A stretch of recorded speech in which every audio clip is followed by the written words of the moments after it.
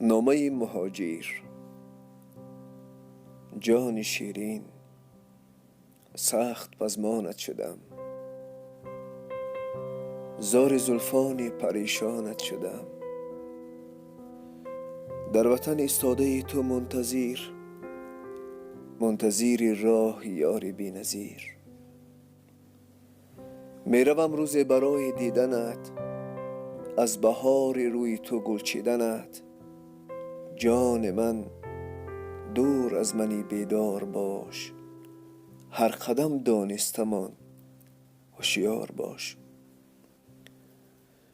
کودکانم را تو غمخواری نما، هر زمان با بوسه دلداری نما.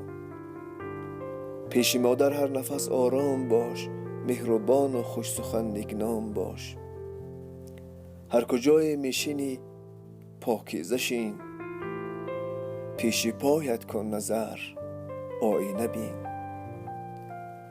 از خدای تاری سر شو با خبر، تا بگردی در دو دنیا معتبر. خواهی دانی که چی است این حال من، زندگی درز تو احوال من.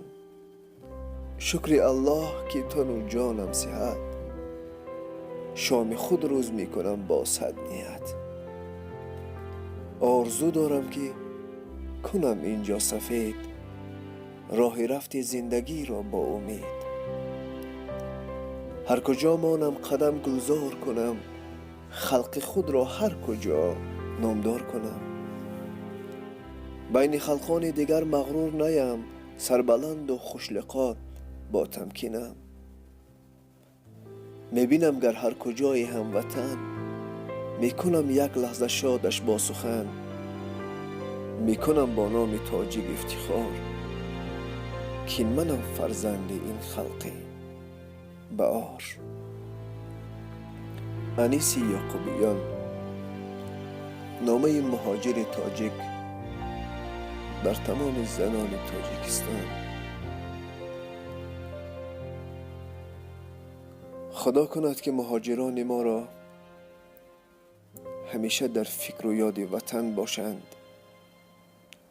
و مادران و خواهران آنها همیشه در فکر برادر و فرزند و شوهران خود باشند. همیشه ما دعاگوی غریبان خود باشیم.